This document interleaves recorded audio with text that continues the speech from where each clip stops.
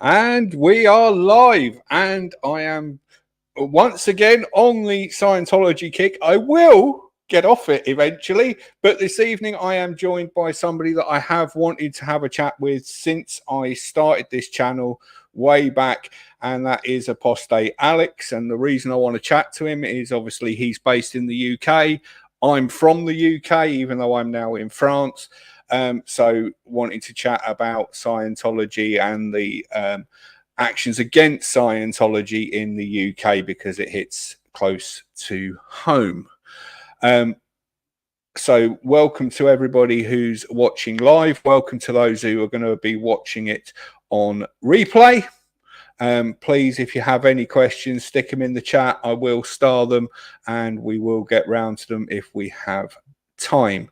Please don't forget to hit that like button, subscribe, get these videos out there so that people are getting to see these, because I am very strongly that we need to get these stories out there. That's why I started this channel in the first place. So welcome, Alex, and welcome to Breaking the Chain. It's good to finally meet you. And it's good to meet you as well.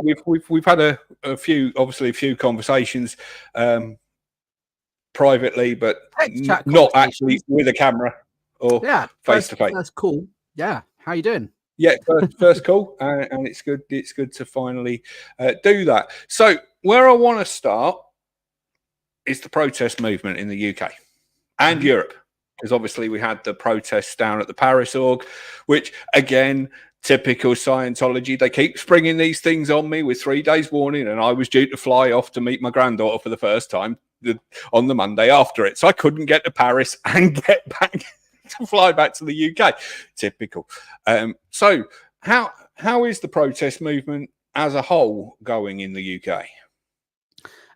We have we're up against a lot. Everything is very heavily weighted against us. I'm not going to lie. It's a struggle. We are going through a rough patch at the moment. It's difficult. But that doesn't mean that I've lost hope, and that doesn't mean I'm not going to continue fighting. We had the IES protest just the other week, and since then I've continued to meet with various people and liaise with the councils. There's the Public Spaces Protection Order, which is essentially a ban on protesting, which Scientology are heavily pushing for at the moment down in mid-Sussex. That process is ongoing and will continue to be ongoing for at least the next 2 weeks. And then we'll know whether they're going to proceed with public consultation or not. And if it does, then that process will be going on until January. But yeah, there's a lot. It's difficult. It's challenging.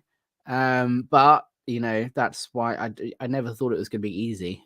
If I thought it was going to be easy, I would absolutely be I mean, this does lead me on to a question that I was thinking about earlier on today. How does it feel to have gone from a staff member in London org who David Miscavige probably didn't even know to being his worst nightmare in the UK?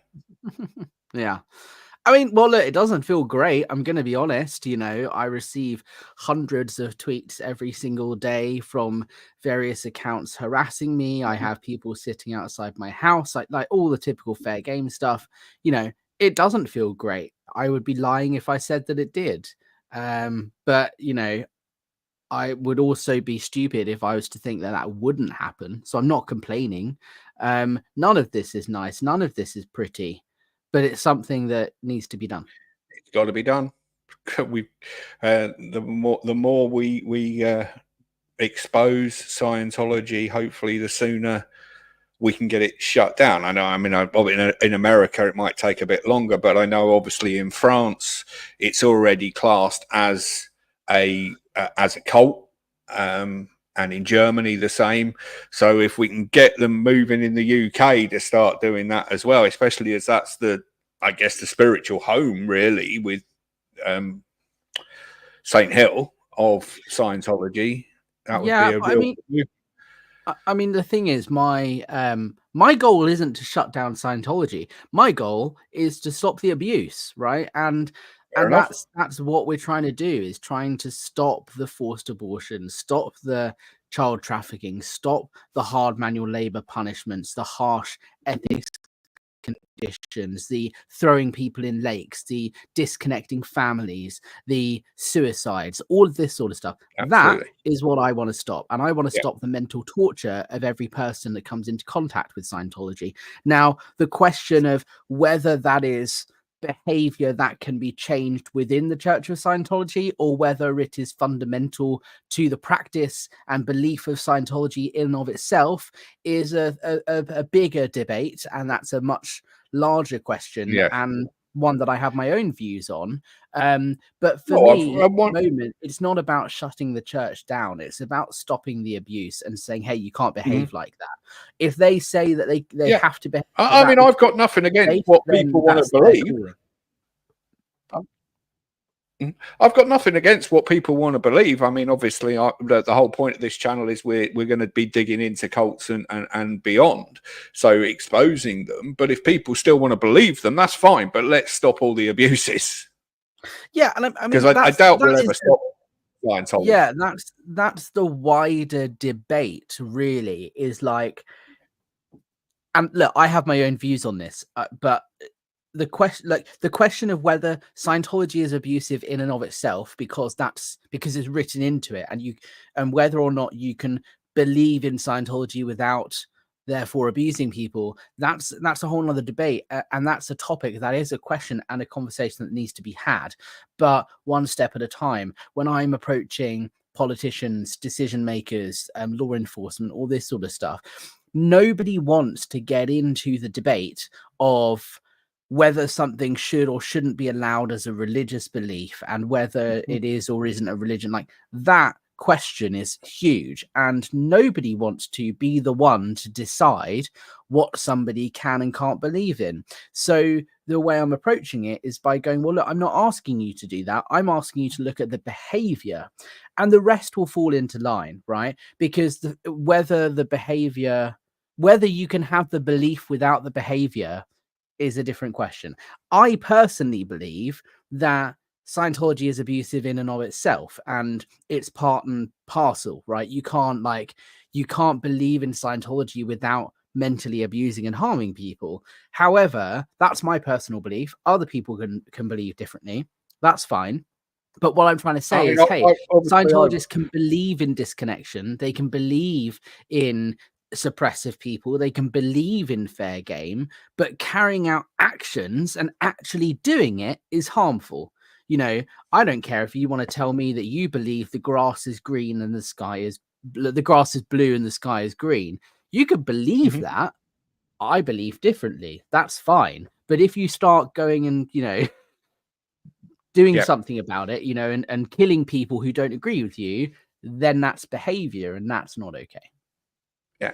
I mean, from what I understand, just digging into Scientology on the outside, that's exactly what I would think. It's embedded. It's in all the writings of L. Ron Hubbard, etc., with the fair game stuff and the coercive control that's embedded in it. So I would believe the same thing as an outsider, even though when you put some photos up on Instagram, my brain went, hang on a minute, I recognise that face. He tried to give me a stress test outside London Org when I was walking down Tottenham Court Road.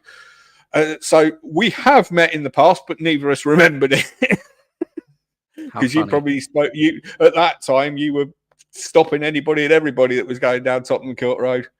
I did many stress tests and sold many books. There are many people who are currently Scientologists because I recruited them. There is somebody still on staff at London Org that is there because I convinced them to rejoin staff, and that's just something I have to live with. And that's why one of the reasons I'm doing what I can to make amends for that and trying to stop more people from going in. Absolutely, and you're doing a great job. Because I know you said you did mention it briefly as you were giving a background on the protest stuff, that you've been meeting with MPs and I know you had quite a few in the election all backing it. People like John Sweeney, who obviously many people will know, especially in the UK, from when he did the interviews with Mike Rinder, but when Mike Rinder was still in, and after Mike Rinder left. So how are you finding all of that? Because I know Diane Abbott was heavily involved at one stage. I would never say she was heavily involved, but she is one of the she was my first port of call in terms of members of parliament, because she's my local MP. So yeah, it's good. It's ongoing. I met with a member of parliament a couple of weeks ago down in Dorset, where they have a mission in Bournemouth, and I met with the MP there. Yeah, I'm continuing to try and educate and engage politicians at all levels of government on this issue. At the moment, predominantly, my time is focused on the local government level, Mid Sussex and East Grinstead Town Council levels, because that is what is primarily presenting a threat to us right now. Because if the PSPO is put in place, that will ban protesting at St Hilda headquarters, but that leads the way and sets a precedent for PSPOs to then be put in place around every Scientology building in the country, and then potentially around any and all religious buildings in the country. So there's a lot of pressure at the moment on this one decision, which is at the local government level at Mid Sussex District Council. So that's where I'm focusing all my energy at the moment. That doesn't mean I'm not working behind the scenes and in the background with the national level stuff. I have a couple of meetings lined up over the next couple of weeks, absolutely. But right now, the focus is very much defending our freedom of speech and right to protest at Mid Sussex level. And it has to be like that, because there's no way for anybody else to get involved at this stage. The only people that can decide whether to ban protesting at Mid Sussex District Council is the cabinet of Mid Sussex District Council. There are no other external parties that can come in and influence that decision. Yes, there might be a public consultation and people can have their say and so on, but ultimately the decision lies with a small number of people.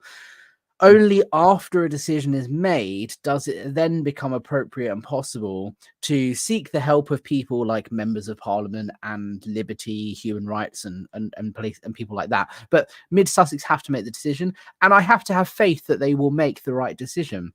So at the moment, I'm just trying to work on making sure I'm doing what I can to educate those politicians on the harms and the abuses, and the best way of doing that is with our action. Of the process the other week, where we were peaceful and I think did a great job. Absolutely. From what I saw from the live streams, it certainly looked like you did a great job, and certainly from messages that I had from our mutual friend Mrs. J, it went very, very well from what she was telling me. So yeah, certainly. I mean, the day itself was peaceful. There were no arrests. There were no warnings or cautions. I think we carried a very strong message, and that is the abuse has to stop. And I think we did a really good job at that. So yeah, I'm really thankful and grateful and impressed with every single person that showed up, especially those who were there all weekend, standing in a dark country lane that's wet and muddy and gross, in the middle of Sussex, in the middle of nowhere, for hours and hours for 3 days straight is no easy task. So thank you to everyone that showed up. But I think it was great, yes. But like I said, the pressure, like that was the easy bit in a way. The hard bit is what's coming next, which is the PSPO. Yes. Which does bring me on to the one comment that I have starred so far. Alex, you look knackered. You're doing okay. That was Rachel Harris. Yeah. Hi, Rachel. Thank you for joining. Yeah, I had a fantastic night's sleep. I'm actually more well rested today than I normally am. However, yeah, it's taking its toll. I haven't live streamed or done a video in a week now. Just because I've been so focused on other things, and the fair game has increased against me, and it's expanded not just they're not just fair gaming me, they are fair gaming anybody and everybody I come into contact with. They have messaged and tried to contact pretty much every member of my family. Everybody who has engaged with me on social media has been dragged into this fight. I wouldn't be surprised if you also start getting some fair game harassment online, Liam, just for doing a video with me. And so, Bring yeah, it on. yeah, that's my attitude. Like, as much as it's not nice and it's kind of somewhat expected, it doesn't mean it's easy. So yeah, I'm doing what I can. Right. All I will say to anybody from OSA or Scientology who wants to come and sit outside my house, my local gendarmerie do Oh, not mess around. the gendarme never mess around. But no, I could tell you a story of during lockdown when we were all having to be masked up and going to the supermarket, and unfortunately it was Brits all you mean tried the to get into the supermarché? supermarket without their masks. Yeah. 6 gendarme cars turned up, guns drawn. Come on then. Whoa. Hang Yeah. on. They don't The, mess. Yeah, I have an interesting relationship, not with the gendarme actually, it's more with the police nationale, but because they showed up at the protest in Paris. But no, the Mm. French police are known for not messing around, which is good. You know, you've got to uphold the rule of law. And that's very much, Unfortunately, the police that you dealt with in Paris, the police nationale, they are so used to dealing with basic what we would call in the UK riots yeah. that they just won't take any shit. Yeah, they're riot police. I mean, I used to live in France, so I have had Yeah. interactions with the gendarmes as well, and they are equally as, not messing around, which is good. But I think that the thing is, they won't come and sit outside your house. Like, the worst you will probably get, just because of an association with me, will be online harassment, and it's quite easy to just block people. But with me, it's on such a level where there's no escaping it. They have submitted 20 privacy complaints against every single one of my live streams so far. Like, well, not every single one, because I've got more than 20 videos, but like, they have submitted 20 privacy complaints about my videos. They're trying to get my channel shut down. They are meddling and intimidating people in my family and in a friendship circles. They are sitting outside my house. They are social media stalking and harassing me. Like, it's relentless and non-stop. And it's on a different level. So it's just something that I'm trying to inform the police and anyone else that's, Yep. that is appropriate to inform. Tell them about, this is how they work, this is how they operate, and yes, it's to be expected because they have a reputation for it, but that doesn't mean it's okay and should be allowed. I'll make it nice and easy for them. There's our new Twitter account, so they can come and find me. That's fine. I'm not here to hide. If I was here to hide, I certainly wouldn't be interviewing the people that I interview. I mean, look, I'm the sort of person that stands up to bullies and just, I don't want to say bring it on, because that will encourage them, but I'm not someone who's going to back down or shy away just because I'm getting harassment online. It's not going to stop me on my mission to stop the abuse. And hey, look, if you are watching OSA or Scientology, the moment you stop abusing people, is the moment I go away. So you won't have to, pile all of these resources into attacking me and trying to shut me down. And me as a problem goes away the moment you stop disconnecting families, abusing kids, putting people on the RPF, and so on and so forth. Stop doing that, I go away. Simple. And I'll stop interviewing ex-Scientologists as well, and I'll just concentrate on the other ones. All right. Exactly. Because it's that same reason why I'm doing this, and I've spoken to Chris, and I've interviewed Patty, and I've interviewed Catherine. I've got others in the pipeline who are busy at the moment with writing books. But hopefully they'll be in the. I've got that going on too. I haven't paid my book as much attention as it needs to be. I signed a book deal last year, and my publisher is very much wondering where the manuscript is. And I have to say, it's on its way. That was the response that I got from another friend of ours from the Aftermath Foundation. When I've written my first draft, okay. Yeah. Yes. Everybody's got the publishers on their backs. I get it. Completely get it. So I signed my book deal last year, and fortunately my publisher knew that I've got a lot going on and said, look, there's no rush. It's more important that you get it right than you get it done quickly. But no, and this is the thing, is the more I delve into this and the more activism I do, the busier I become. So I do just need to carve out some time in my schedule to carry on writing the thing. Yeah, I mean, I don't do half of what you do, but just running this channel, I sit here and I'm like, I need to film this video, and I need to film that video, and I need to film that video, but I also need to go to work. Yeah, and it's trying to fit everything in. My schedule is run to the minute at the moment, and when I say to the minute, I literally mean to the minute. You know, I couldn't join this call until 2 minutes before we started, and that's because I only had 18 minutes in which to run to the shop to go and get a drink because I'd run out of Diet Coke.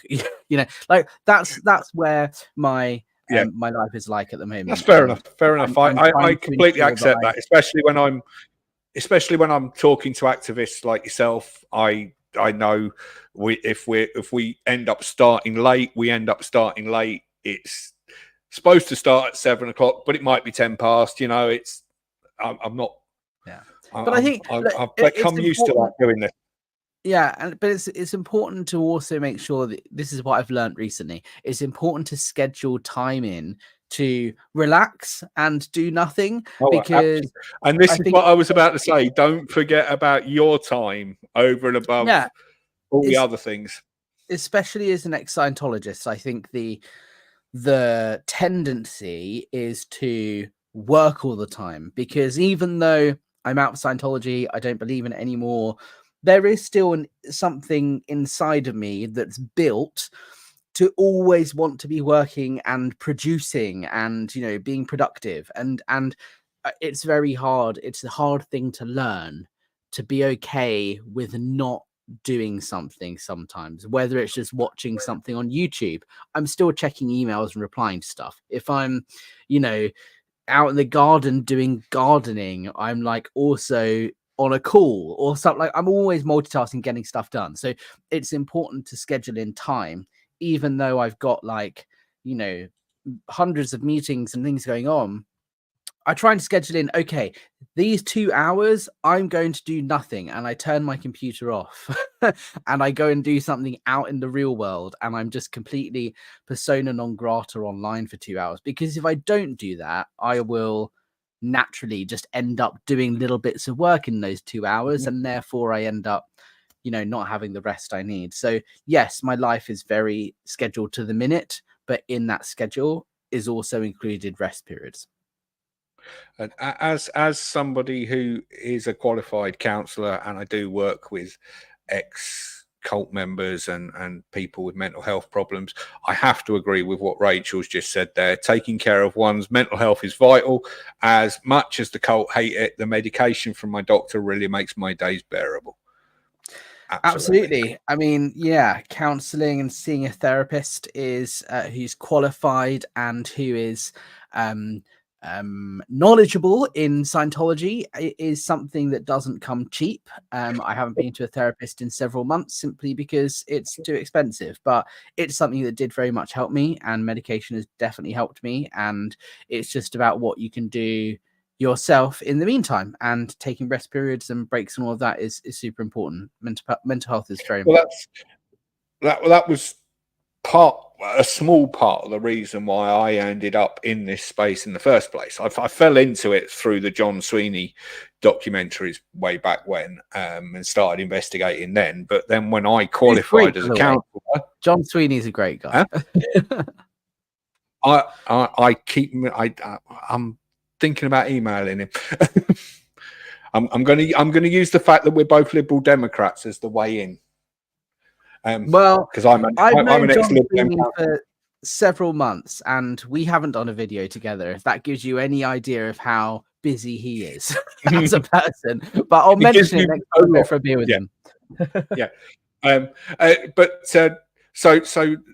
as I was already qualifying as a counsellor, I used coming into this space to learn more about Scientology and build on that so that I could actually help people who are coming out of cults.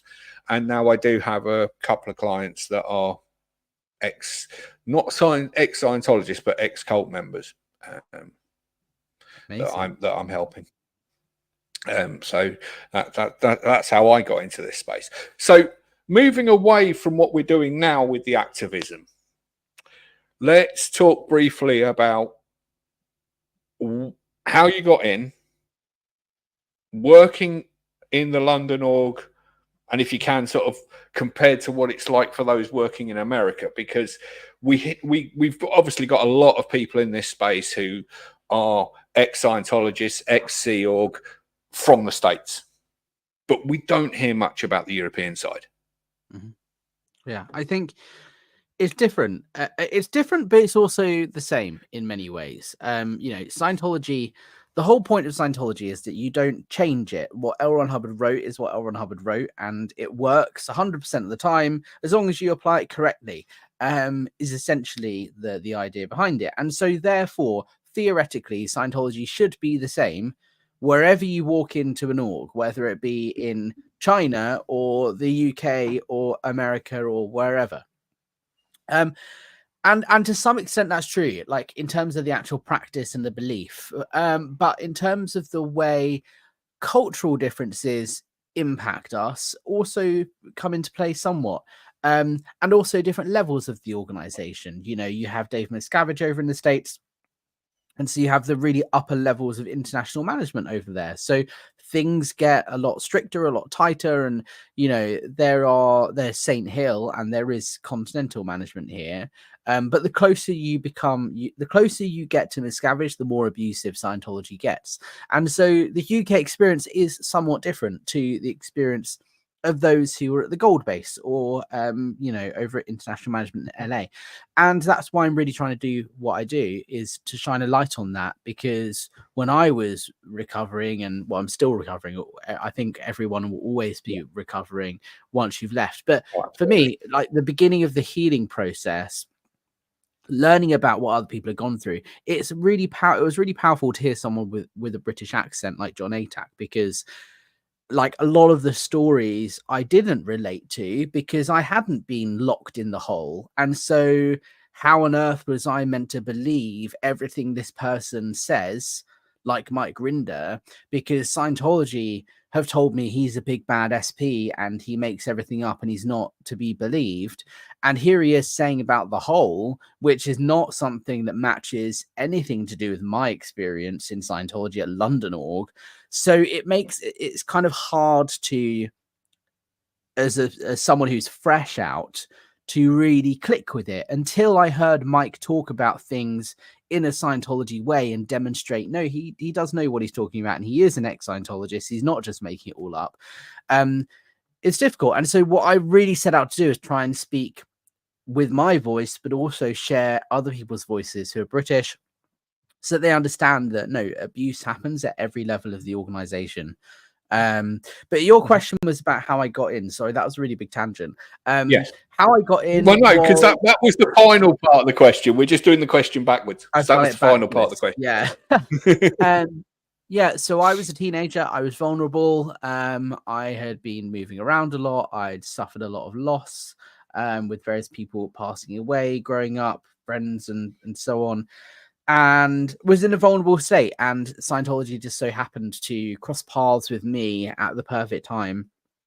And I went into London Org having heard a bit about Scientology and seen some documentaries, not going in because I wanted to join, but going in because I was wondering what it is that made them so vehemently defend their faith.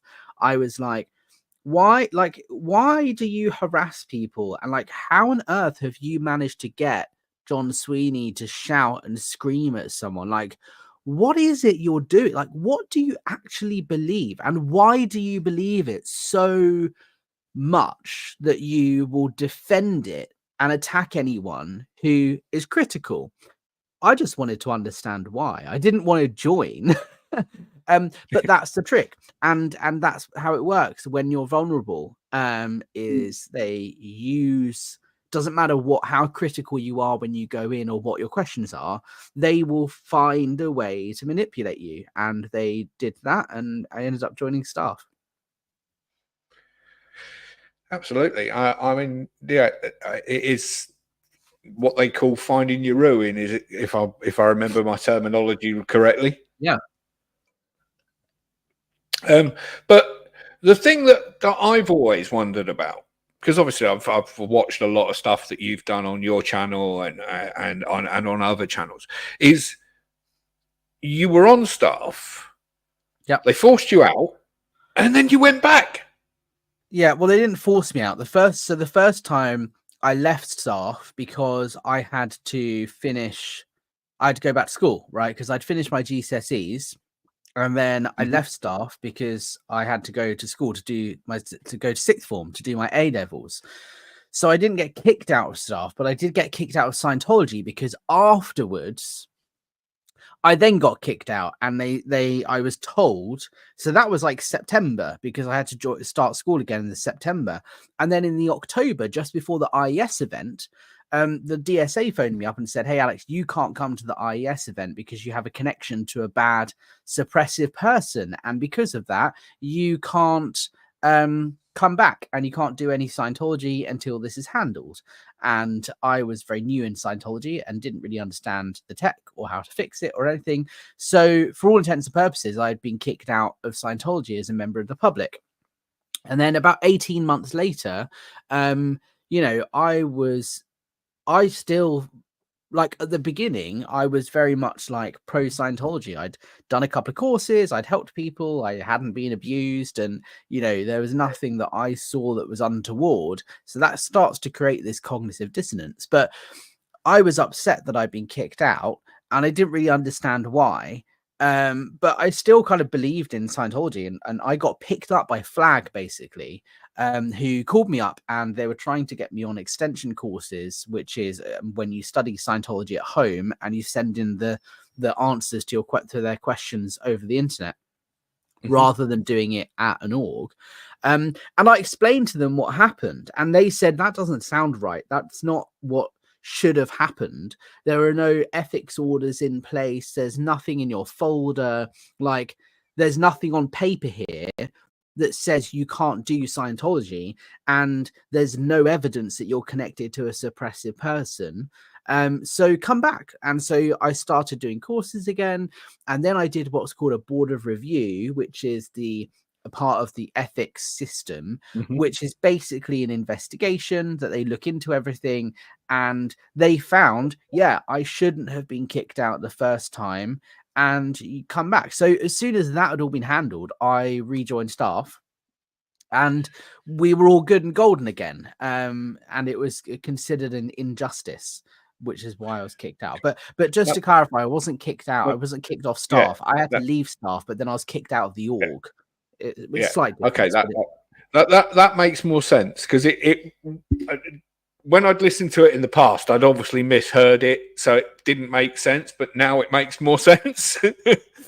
It's complicated, and it depends on. Firstly, I've got better at explaining my story to people as time has gone on, because as time has gone on, I've processed it more, and so I understand what happened a lot more. But also it depends on the time and stuff. I've been on some channels where the interviewer is very rushed and wants to get the information out of me as Mhm. quickly as possible, and it's all very I feel very so I've not been able to explain it in the right way because there's a lot of pressure going on in the interview, or maybe it's not the focus of the interview or whatever. So the way I tell the story is obviously adaptive to the circumstances, and I don't it's not very often. I think I told the story on Chris's channel. That was really good. But yeah, I think it just depends because, for example, if someone's got interviewing me for a TV show or for a radio or for the newspaper, I want to get the Yeah. story out there that people are getting abused. It's not about my story, so I'm not gonna spend ages explaining the ins and outs and the nuances of me being kicked out and rejoining because it's completely irrelevant to the point I'm trying to make in the interview, which Yeah. is that Absolutely. people are being abused and it needs to stop. So it just depends on the environment, I suppose. And I just want to bring this up because it was Peter Anderson who asked the question when I was with Catherine about was I going to interview you, and I said he's on my list, but I know he's busy. And then you saw it and messaged me. Breaking the chains, Colts and beyond. You found a troublemaker. Hello, apostate Alex. I am. Yeah, I've got a.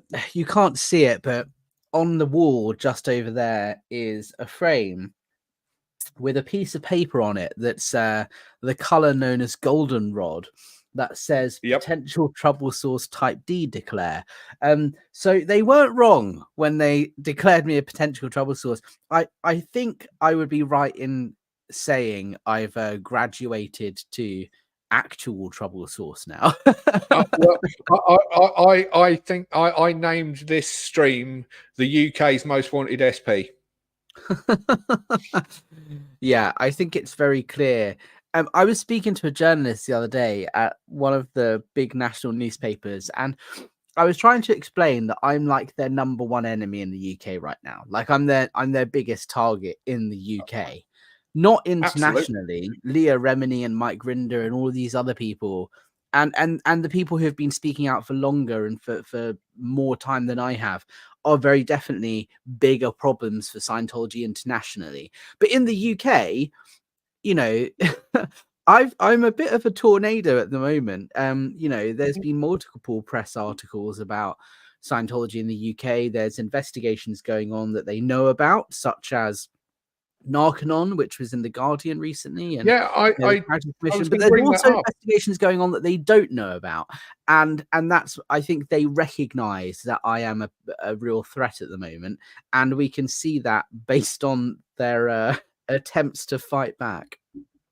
Yeah, I was going to bring up the Guardian because I the other day, just before you messaged me actually to say when do you want to set it up, I saw that the Charities Commission are investigating Narcanon now. Is it the They've Charities concluded. Commission? Somebody was investigating them. The Guardian put out a piece. Yeah. So it started with the CQC, the Care Quality Commission. They investigated Narcan. So essentially, in a nutshell, Shanti Das, who is the reporter at The Guardian, contacted me and said, "Hey, I'm interested in doing a piece about Narcanon. Can you help?" We met up and I spoke to her. I gave her a load of information, and it was very much her investigation and very much her doing what she wants to do as a journalist, and very much her leading it. But I met with her and answered her questions and did what I can to point her in the right direction and explain certain things and so on. She then went and did her investigation and then came back and published this article, which resulted in the Care Quality Commission launching an investigation into Narcanon, which found essentially that it's not their problem. And they basically came back and said, hey, we regulate care homes and drug rehab centers, but because Narcanon is alternative, it technically doesn't actually fall under our regulation as a regulator. Like legally, we aren't responsible for regulating them. So that brought the question of like, well, who does then? And the problem is nobody regulates that sector in the UK, and perhaps it should be regulated, but it's not. Then secondly, the Charity Commission also launched an investigation, and I worked with investigators there for several months, explaining Scientology's link to Narconon, how it runs, how it operates, providing documents, and so on and so forth. And yes, they came back. The conclusion of the investigation concluded a few weeks ago. And I wasn't able to tell anybody that it had concluded until Shanti Das had reported it. I don't know how she found out. But yes, the Charity Commission gave Narconon a slap on the wrist. Is all I can say. I know what's actually happened, but yeah, there's a very watchful eye looking over what Narconon are doing in the UK right now. Let's put it that way. Good. Good. Yeah, I for some reason I must have clicked on something at some point when something come up in the Guardian, because every so often when I scroll over and you get the latest news come up on your phone, the Guardian pops up, and it just happened to pop up a couple of days ago. It was the #1 most read article on the Guardian when it came out. Yeah, I read the original article because that was posted everywhere, so I did read that. So yeah, I mean, I agree. I would definitely say you're the #1 person that Scientology would like to shut up in the UK. Because really, until I mean, I know John Atack was doing a lot in the background and does a lot on his channel, but really, until you came along, it wasn't being shouted from the rooftops as much. Yeah, this is the thing, right? Is so John Atack did and does amazing work, and there's people like Bonnie Woods, for example, who literally took Scientology to court and won in the High Court, right, in the UK. Scientology had to apologize publicly to her, pay her a bunch of money. She won a harassment case in the UK. There are lots of people who have spoken out in the UK. Pete Griffiths, Stephen Jones, Martin Padfield, so on and so forth. I'm not the first person to do this, but I am the first to do it in this new digital age, in a sense, right? There's this new wave of activism in the world of X and anti-Scientology at the moment, which we are seeing with the explosion of channels on YouTube, with SPTV, with TikTok, and on Twitter, and so on and so forth. Social media, even though it's been around for almost 20 years now, it's really now more accessible and more frequently visited than it was even 10 years ago, right? I remember I started a Twitter account in 2009, but didn't really pick up until 2010, 2011. So at that point, that's, over 10 years ago. So we're in a different world now to where we were then. And so I think what's different is it's clearer and easier to see how much support there is, and there are these platforms that are available for people to get their message out in a new way that wasn't available historically. So what I want to say is that yes, there are people who have spoken out before me. I'm not the first, but in terms of recently, I'm trying to really capitalize on the opportunities available by social media, the internet, and all these things that are now available to us that weren't available in the 80s, in the 90s, and in the early 2000s. Well, I've got to say this to our friends at London Org or any other org in the UK. You're not doing a very good job of getting your word out, because I had to explain to an elderly relative of mine when I was over in the UK about 6 months ago what Scientology was, because we'd gone out and my phone had buzzed and something had gone on one of the Discords, and I had to jump in and deal with it. What are you doing? Oh, I run an anti-Scientology Discord. What Scientology? And I had to explain to my over 70-year-old relative what Scientology was. They're not doing a great job in the UK. You have to explain what it is and then why you're against it. I get that. Absolutely. I understand. And for me, that's always quite challenging, because it's ingrained into my head, like the neural pathways of how to recruit somebody. So when someone asks you what Scientology, my instinct is to give them the Scientology answer, which I would give when I was director of public book sales, because that was my job.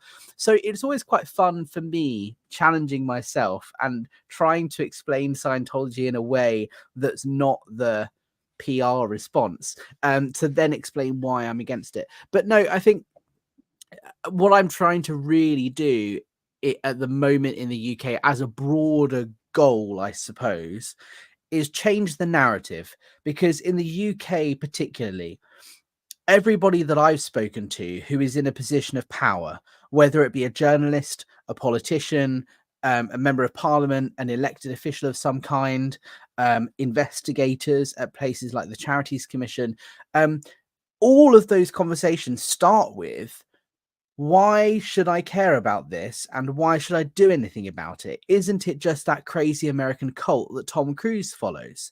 And Exactly. my response is always, well, yeah, to some degree, that's true. I'm not going to lie. It is a crazy American cult that Tom Cruise is a part of. But what you don't realize is it has been in the UK since 1959. And since then, it has been getting away with constant, persistent abuse and mistreatment of human beings. And it's going on to this very day. And that's why it's important you take this seriously, is not because it's this crazy American cult that believes in Xenu. They can believe in what they want. But what you need to understand is it's a harmful, abusive movement and organization that needs to be stopped from doing that. And that change in public perception is the ultimate goal that I want to get across is, hey, look, this is going on in the UK and people aren't even aware of it. And so that's really what's motivating me at the moment in the activism side. Absolutely, and I get that, because when I told this relative that it'd been in the UK since 1959, and Saint Hill was really the first org, as it were, because it was there before Clearwater. It was. I'm not sure that's quite true, because there were orgs before. 1950 is when Aaron Hubbard wrote, or 1952 Dianetics. No, there were orgs before Saint Hill, but Okay. Saint Hill was I the was first. slightly wrong on that one. I think Saint Hill was the first advanced org. I think. Because Saint Hill was before Clearwater, wasn't it? Yeah. So Hubbard left Saint Hill, went for he he left the UK because the government were after him. He'd been, for all intents and purposes, kicked out. And then he went on the run and went to the high seas. And that's why we now have the Sea Organization. He started the Sea Project started after he was kicked out of St. Hill. And while on the ship in the years after, I think he went to Africa. Or maybe he went to France and Africa, but there was a period where he went to France. He came to France first because there's still an outstanding prison sentence. Yeah, so he went to France, then got done for fraud, and so fled France before he could be convicted. And he went to Africa, and he went back to America. And throughout that whole period, he started the Sea Org. And OT3 was written famously on the ship shortly after being kicked out of the UK.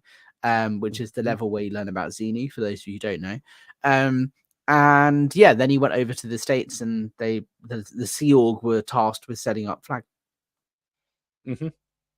Absolutely. So, because we did give this a hard hour, so we've got 10 minutes. So if anybody's got any questions, please throw them in the chat now. And at some point, myself and Alex could potentially do a part 2. I have got plans to get a group of you all together. I've already spoken to Chris and Catherine and Patty. They've all agreed, because we have discovered David Miscavige has a YouTube channel. So we're thinking we might get you all together and review. Yeah, and all of those videos and the testimonials and stuff are on davidmiscavige.org, and there are a handful of people on there that I know or knew personally. And there's a handful of people on there who are currently participating in fair game against me, Mr. Peter Hodkin, Scientology's UK lawyer. If you're listening, I know it's you. Well, we can have some fun with that. We will definitely have some fun with that. I mean, this is one that you might not be able to answer. I think this might be more our American friends, but I'm curious what Trump's stance on Scientology is. I mean, okay, so I need to preface this with I'm not American, so I don't know. I'm also not associated with Donald Trump in any way. I'm not part of this inner circle. So I'm not really in a position where I feel like I'm qualified to answer what his stance on something is. However, what I can do is tell you that most Scientologists in America, or at least a large, substantial proportion of them, are Trump supporters. They're very right wing, they're very conspiracy theory led. And so there's definitely going to be a lot of Trump support from Scientology. Grant Cardone is a fantastic example of that. And the fact that Grant Cardone opened a Trump speech rally the other day indicates that there is some sort of relationship of some kind there. What Trump thinks of Scientology, however, which is the reciprocal thing, I don't know. I wouldn't be surprised if he doesn't really care or know much about it, because in the grander scheme of things, Scientology is nothing, right? There are much bigger, much more important worrying things facing not just the United States but the world at the moment, right? Millions of people are dying every single day in Africa, for example. There's a lot of socioeconomic and political tension in China and with North Korea. There are bigger problems on Donald Trump's plate than Scientology.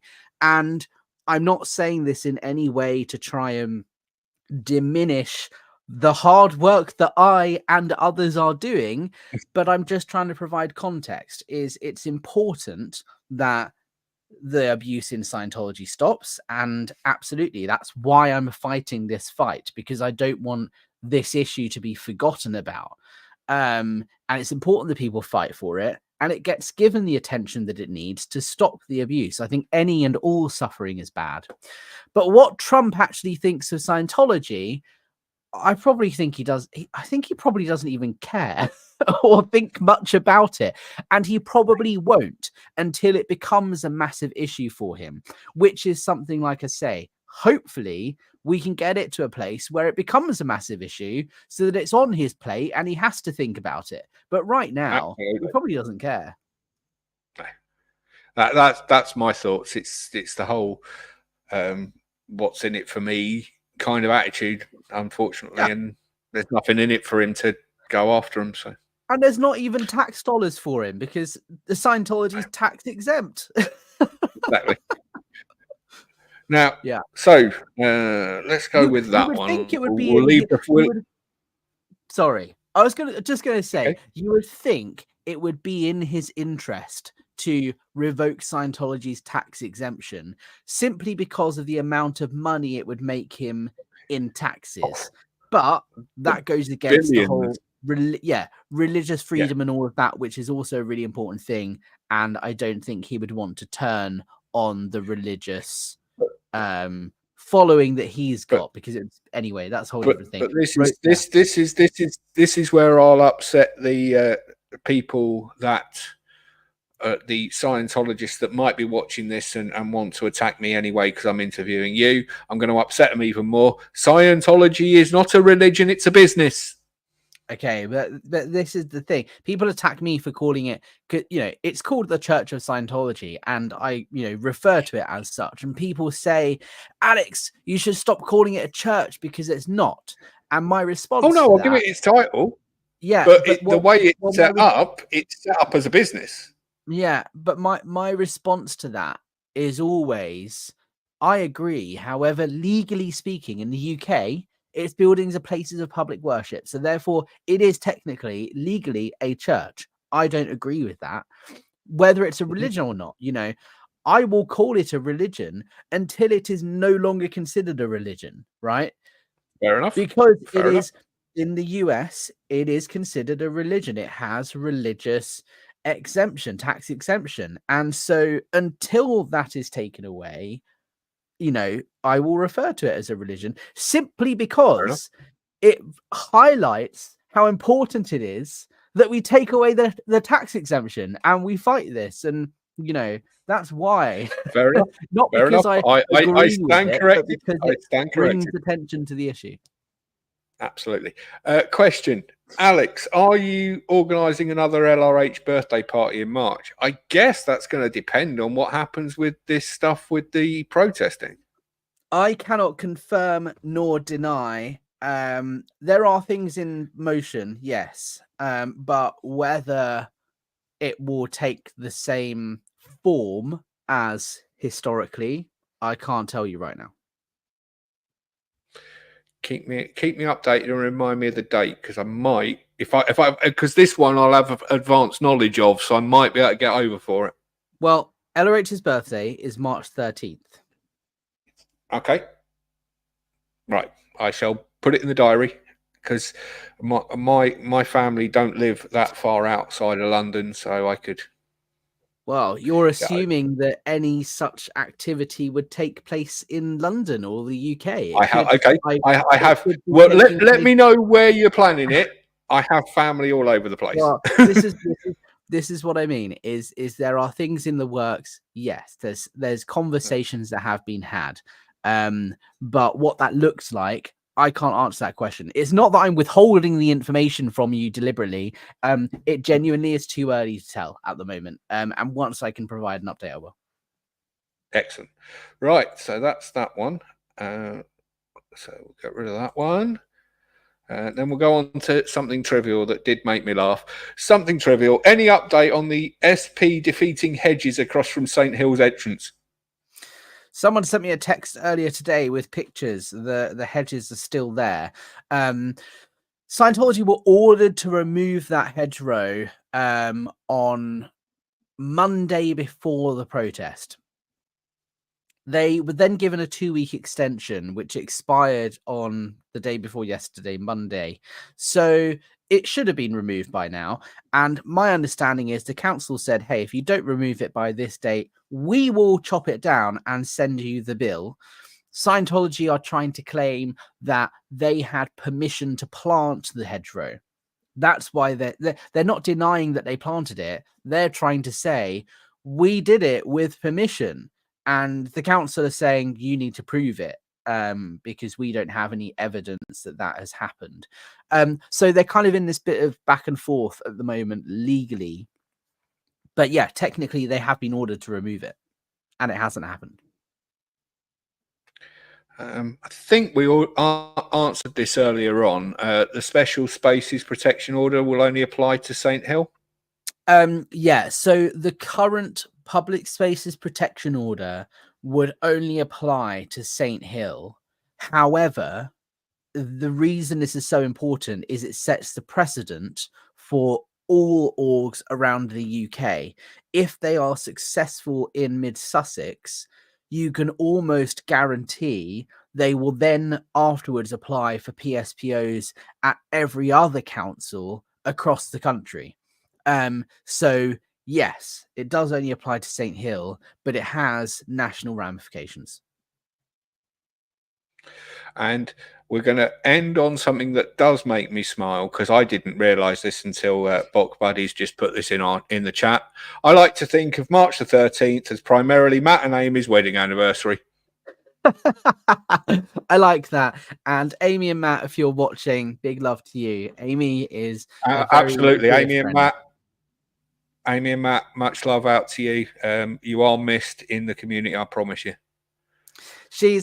I speak to Amy very regularly, and she's wonderful and she's a lovely person, and I'm not here to speak on her behalf, but all I will say is that even though people aren't on YouTube, that doesn't mean they're not doing stuff, whether that be as an activist or as a support network for people, or involved in the Aftermath Foundation, right? So YouTube isn't for everybody, and whether it's a Absolutely. permanent or a temporary decision, I don't know. I'll let Amy answer that. But she is very well loved and very well supported, and she is also continuing to do work behind the scenes. Good. So yeah, Amy and Matt, if you do see this, much love Big to you love. as well from my I love side as Amy. well. Yeah. I never really got to know Amy, but from what I saw, absolutely. She's one of the kindest, loveliest people I think I've ever had the pleasure of meeting. On that note, because you brought up the Aftermath Foundation, just a reminder to everybody that we are going to be building the shop for, there we go, the cards available on the website and the number. We are currently building a Breaking the Chains merch shop where all proceeds will be going to the Aftermath Foundation. And if you know anybody in Scientology or anybody you know who you speak to who wants help getting out of Scientology, put them in contact with the Aftermath Foundation. And also, on that note, a former member of the Aftermath Foundation board, Mike Rinder, if you see this, much love and prayers out to you, my friend. I hope and pray that you recover. Absolutely. And on that note, thank you very much for joining me this evening, Alex. Like I said, we might do a part 2 and we've got some other stuff planned as well. And thank you very much for agreeing to do this, because you were one of the, when I started the channel, you were one of the first people that I had on the list. I understand why at the time you couldn't, but now obviously we've got some changes that have happened. So thank you very much for joining me. Thank you to everybody in the chat for putting in your tuppence worth and being here. To those watching the replay, don't forget to like and subscribe. Thanks for having me. So let's continue to break those chains and get these stories out there. Thanks, Liam.